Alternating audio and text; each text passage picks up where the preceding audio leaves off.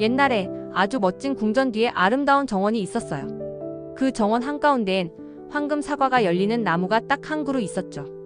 사과들이 빨갛게 익어가자 왕은 꼼꼼하게 사과 개수를 세어두었어요. 그런데 다음날 사과 하나가 사라지고 말았어요.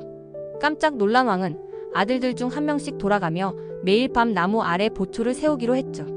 하지만 첫째, 둘째 모두 한밤중이 되면 졸음에 져서 잠이 들어버리고 아침이면 또 사과가 하나씩 사라져 있었습니다. 이제 막내 아들 차례가 되었어요. 왕은 막내를 믿지 못했지만 결국 막내에게도 보초를 서게 했죠. 그런데 이번엔 달랐어요. 막내는 졸음을 참아내고 밤 12시 종소리가 울릴 때까지 눈을 부릅떴어요. 그때 황금빛 깃털이 반짝이는 새 한 마리가 하늘에서 날아와 나무 위에 앉아 사과 하나를 딱 가려던 순간 막내는 화살을 쏘았어요. 새는 깜짝 놀라 날아가 버렸지만 화살에 깃털 하나가 떨어졌답니다. 다음날 막내가 그 황금 깃털을 왕께 가져다 드리니 모든 신하들이 말했죠. 이 깃털은 온 나라보다 값집니다.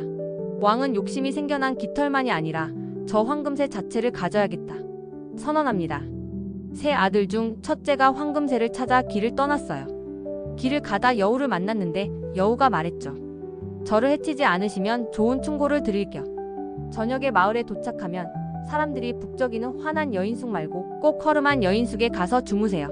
하지만 첫째는 여우 말을 무시하고 화려한 여인숙에 들어가 흥청망청 놀다 결국 황금새도 집에도 돌아가지 못하게 되었죠. 둘째도 똑같이 떠났지만 결국 첫째처럼 즐거운 여인숙에 들어가 그대로 빠져버렸어요. 마지막으로 막내가 출발했어요. 막내는 여우를 해치지 않고 여우의 충고를 잘 따랐습니다. 허름한 여인숙에서 조용히 밤을 보내고 다음날 여우의 도움을 받아 황금새가 있는 성까지 갔죠. 성에 들어서자 모두 잠들어 있었고 막내는 조심히 황금새를 잡으려 했어요. 그런데 여우가 흔한 나무새장에 있는 황금새를 옆에 황금새장에 옮기지 마세요라 했지만 막내는 그만 반짝이는 황금새장에 새를 옮기고 말았어요. 그 순간 새가 울고 병사들이 깨어 막내를 잡아 감옥에 가뒀답니다. 아침이 되자 성의 왕은 막내에게 황금말을 가져오면 황금새도 내 것이 되게 해주겠다고 했어요. 막내는 또 여우를 만나 도움을 받아 황금말이 있는 성으로 갔지만 역시 여우의 말을 어기고 황금 안장을 씌우다가 잡혀 감옥에 갇혔어요. 이번엔 황금공주를 데려오면 용서해주겠다는 조건이 붙었어요. 또다시 여우의 도움으로 막내는 황금공주를 찾아냈지만 공주가 부모님께 작별 인사를 하게 해달라는 부탁을 듣고 허락해버려 다시 붙잡혀버렸어요. 마지막 시련으로 막내는 성 앞 언덕을 옮기라는 명령을 받았고 이번에도 여우의 도움으로 어렵게 임무를 완수했답니다.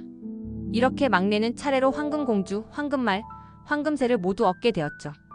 하지만 여우가 마지막으로 절 쏘아 제 머리와 발을 잘라주시면 자유로워질 수 있어요 라고 부탁해요. 막내는 차마 그렇게 하지 못했고 여우는 대신 교수대의 고기는 사지 마세요. 어떤 우물 가장자리에도 앉지 마세요 라는 마지막 충고를 남깁니다. 집으로 돌아가는 길 두 형들이 사형당하게 된 것을 본 막내는 돈을 주고 형들을 구해줍니다.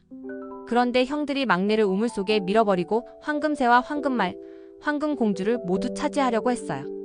다행히 여우의 도움으로 막내는 우물에서 빠져나와 궁전으로 돌아왔고 황금새는 다시 노래하고 황금말은 다시 먹고 황금공주는 웃음을 되찾았죠. 공주가 모든 진실을 밝히자 두 형들은 벌을 받았고 막내는 공주와 결혼해 왕국의 상속자가 되었답니다.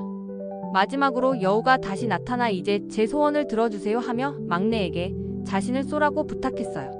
막내가 슬퍼하며 여우의 소원을 들어주자 여우는 원래의 모습인 공주의 오빠로 돌아왔어요. 이렇게 모두가 행복하게 오래오래 살았답니다.